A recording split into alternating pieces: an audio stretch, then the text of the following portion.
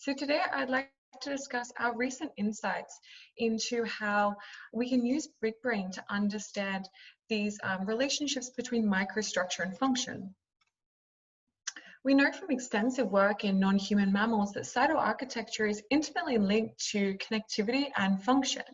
So for example, from the structural model, Bull et al. Showed that in the primate cortex, cytoarchitecturally similar areas the cytoarchitectural similarity, predicts the existence of interareal projection with near 80% accuracy when combined with distance. Then at a larger scale, Marcel Meslem actually postulated a sensory-fugal axis that describes this concordant gradient of microstructural and functional differentiation across the cortex, in such that decreasing laminar differentiation from sensory to paralimbic areas is accompanied by functional changes that are increasingly transmodal and decoupled from perception as you move along the sensory-fugal axis. Building upon this view, there's recent work in fMRI has characterized the cortex as a set of intersecting gradients that describe differentiation of function. The principal gradient, shown here, accounts for approximately a third of resting state functional connectivity variance, and it illustrates this differentiation of sensory regions from putative default mode regions. So first, we aim to determine what the principal axis of variance is in cytoarchitecture across the entire human cortex, which was only really tenable in an observer-independent manner with BigBrain. And then given the increasing popularity of using gradients to describe cortical function, we sought to evaluate the concordance of functional and cytoarchitectural gradients and to understand more about the microstructural basis of these predominant functional topographies.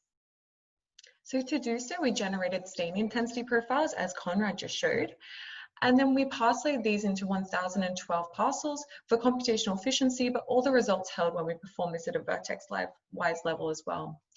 Then we performed pairwise Pearson correlations between those stain intensity profiles to construct this whole cortex microstructure profile covariance matrix. Then we leveraged a fusion map embedding to identify the principal axes of cytoarchitectural variation. So this is a data-driven dimensionality reduction technique. It's similar to a nonlinear PCA, and it effectively orders the MPC matrix according to the similarity of covariance patterns. So when we project this back onto the cortex, you see this transition from these sensory areas in a more purple color.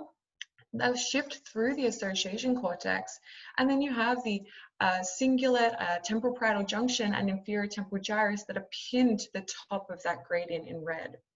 And visually, this gradient really evoked for us these notions described by Marcel Meslem.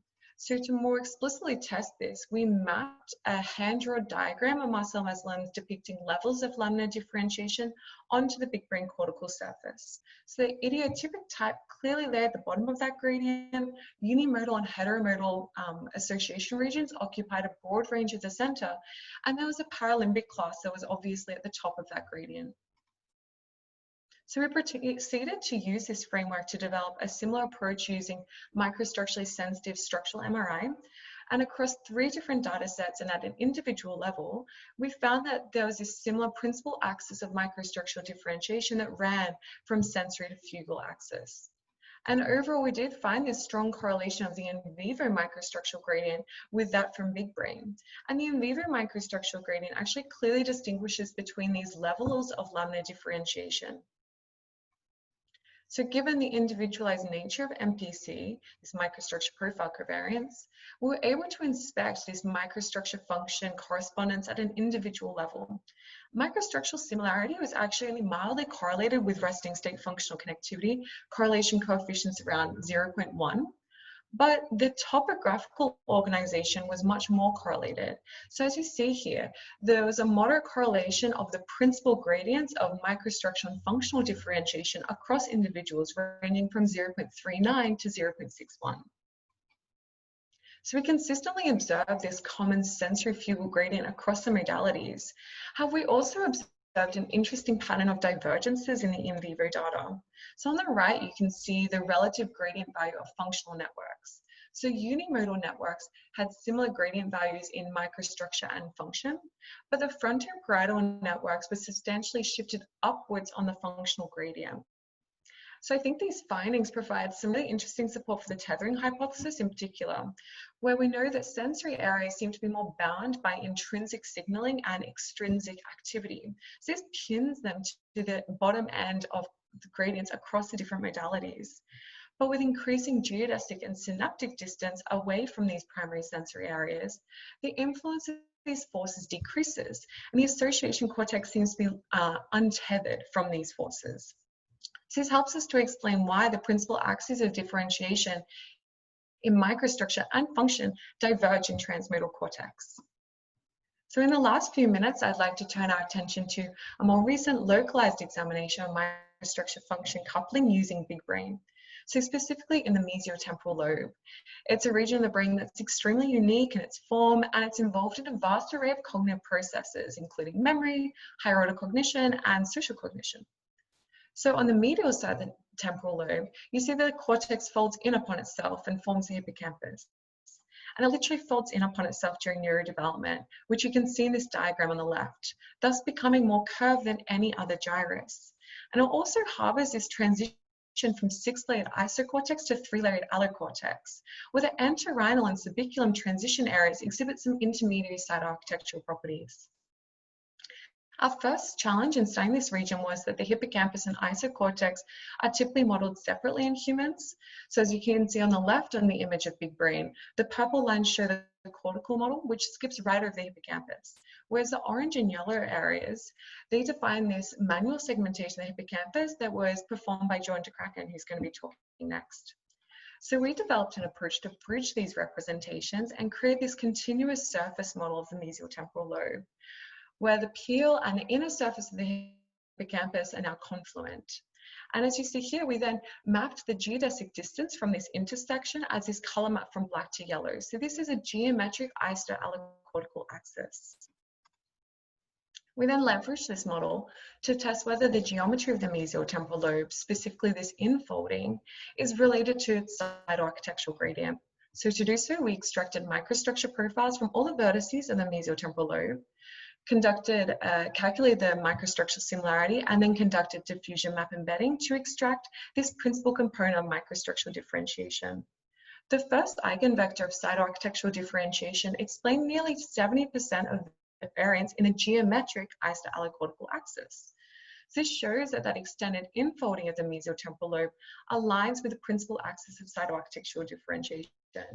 There was only one region that really stuck out, and that's CA2 in yellow there, which we know from extensive other literature that's a really unique area of the hippocampus as well, and seems to buck this trend of the cytoarchitectural gradient. Then we finally transformed this BigBrain defined isoallocortical axis into individual functional MRI space. So we could contrast the variation in resting state functional connectivity along this axis. So here you see yellow areas exhibit stronger connectivity to allocortex, whereas brown exhibits stronger connectivity with the mesiotemporal lobe isocortex. So this pattern really struck us as being very similar to the third functional gradient, which depicts this functional differentiation of the multiple demand network. Then we also repeated this analysis with the anterior-posterior dimension of the mesiotemporal lobe, and instead this gradient reflects the first functional gradient of the cortex, which distinguishes sensory from transmodal areas. So together we can see that these intersecting axes of the mesiotemporal lobe reflect two prominent motifs of cortical dynamics. And we think this convergence plays a really central role in the broad functional profile of the mesiotemporal lobe. And so finally, we just found that through inspecting these cytoarchitectural gradients of the human cortex, we can continue to learn about the regionally variable constraining influence of microstructure and function. And we've been using this knowledge to build multi-scale models of the cortex and to probe neurodevelopmental changes. And moving forward, I really hope that we can leverage these techniques and all the advancements coming through HIBALL to develop robust neuroanatomically informed models of neurodevelopment that could be implemented at the scanner. So with that, I'd just like to thank everyone involved in these two projects, and especially my mentor, Boris Bunter, and thank you to everyone at HIBALL for having me involved today. Thank you. And any questions? Thank you very much, Casey. So let's see if anybody has a question.